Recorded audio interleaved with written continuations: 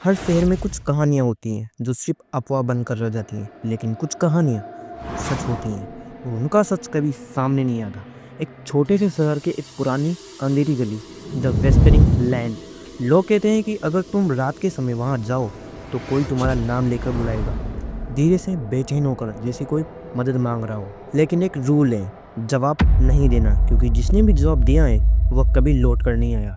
आज रात जर्नलिस्ट आदित्य रॉय ये अफवाह तोड़ने के लिए उस गली में जा रहा है। आदित्य एक लॉजिकल इंसान था। पैरानॉर्मल या भूत प्रेत जैसी कॉन्सेप्ट उसके लिए सिर्फ मनगढ़ंत कहानियाँ थी। लेकिन जब उसने सुना कि एक छोटी सी गली में लोग बिना किसी इंसान के गायब हो जाते हैं, तो उसकी क्यूरियोसिटी बढ़ गई।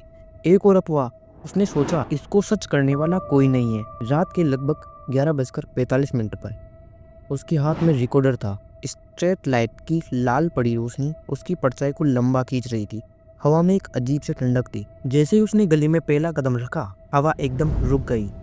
सन्नाटा, एक अजीब भारी सन्नाटा। उसने रिकॉर्डर ऑन किया और धीरे से बोला, मैं आदित्य रॉय इस गली का सच को पता लगाने आया हूँ। पहले सब शांत था, सिर्फ उसके जूतों की हल्की सी आहट सुनाई दे रही थी। और फिर एक आवाज़ आई, आदित्य। वह एकदम से रुका, हवा भी जैसे रुक गई हो। कोई था। उसने इधर उधर देखा, गली खाली थी और तभी उसकी मुट्ठी बंद होने लगी, जैसे किसी ने जोर से उसका हाथ पकड़ लिया हो। जब उसने हाथ खोला तो अंदर एक पुरानी मिट्टी से सनी हुई चाबी थी।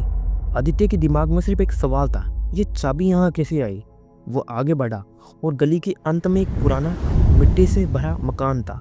दरवाजा सड़ी हुई लकड़ी का था और एक पुराना ताला लगा था। उसने जब चाबी निकाली, ताला एक झटके में खुल गया। दीवारों पर सिर्फ एक चीजें लगी थी, लापता लोगों की पुरानी फोटोज। एक पुराना अखबार भी चिपका था। उसने टॉर्च जलाकर देखा। अखबार की हेडलाइन थी, young journalist goes missing in whispering land. लेकिन जब उसने ध्यान से देखा तो तस्वीर उसी की थी, आदित्य रॉय।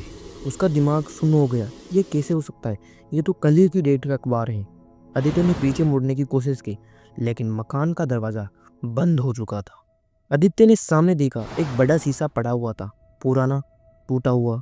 उसने धीरे से उसमें देखा और एकदम से पीछे हट गया। शीशे में जो रिफ्लेक्शन था वो उसका नहीं था।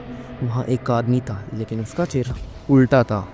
आंखें काली, बिना किसी रोशनी के। वो धीरे से मुस्कुराया और तभी शीशा टूट गया। सब कुछ अंधेरा हो गया। आदित्य ने जब आंखें खोली तो वो एक पुलिस इंट्रोगेशन रूम में था।